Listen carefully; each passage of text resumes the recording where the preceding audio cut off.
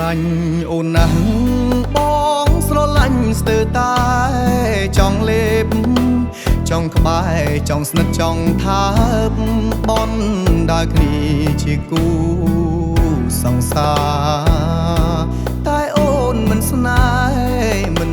ប្រណីផ្ដល់ក្តីមេត្តាធ្វើល្អយ៉ាងណាក៏ជីវ៉ាមិនខ្ចីខ្វល់ខ្វាយស្រឡាញ់អូនពេកពេលខ្លះដេកយល់សពច្បាស់ច្បាស់ឃើញអូនស្រឡាញ់បងណាស់ឃើញពួកយើងដើរលេ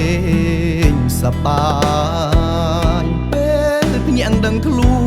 នក្នុងចិត្តបងមហាសែនស្ដាយមិនចង់ភ្ញាក់ឡើយបងចង់រស់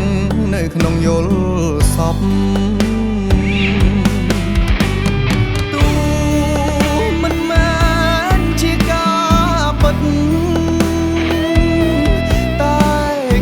ចិត្ត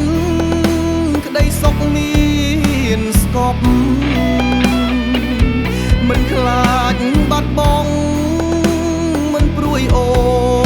នស្អប់គិតថាជីវិតខប់សំណាងបង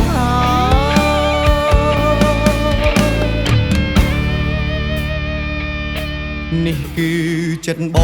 ងដែលខំសងរៀងរាល់យប់ថ្ងៃព្រោះចង់បានរស់បែរថ្លៃទោះបីជាយល់សព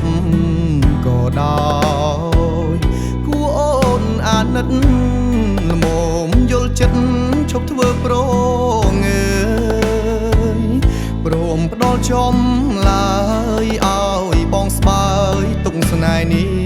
ផង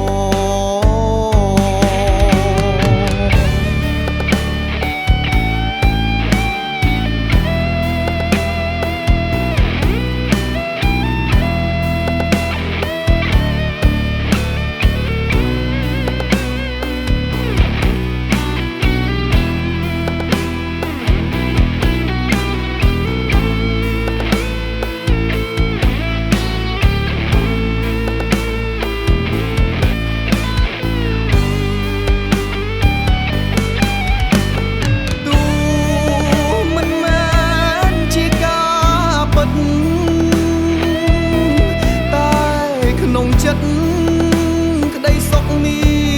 នស្កប់មិនខ្លាចបាត់បង់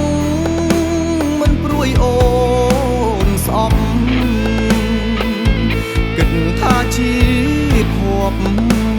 សំណាងបង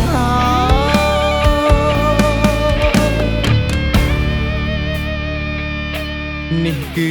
ចិត្តបងដែលខំសងរៀងរាល់យប់ថ្ងៃព្រោះចង់បានរស់ក្បែរថ្លៃ